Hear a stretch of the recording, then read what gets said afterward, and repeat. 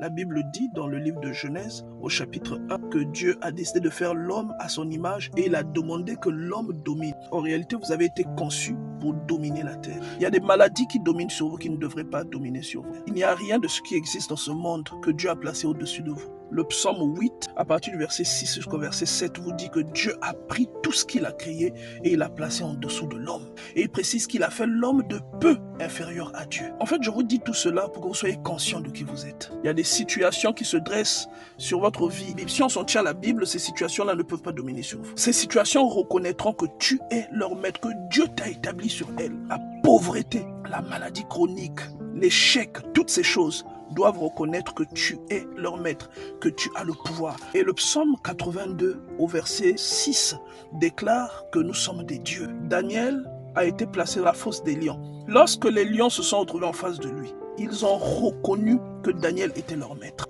Et c'est de la même manière que les situations qui se sont dressées dans ta vie reconnaîtront que tu es au-dessus d'elles. L'unique création de Dieu à qui Dieu donne l'instruction de dominer sur la terre, c'est l'être humain. Quand il crée les arbres, vous n'entendrez pas Dieu dire que les arbres dominent sur la création. Quand il crée les poissons, quand il crée les animaux, vous n'entendrez pas dire que les poissons, que les animaux dominent sur la création.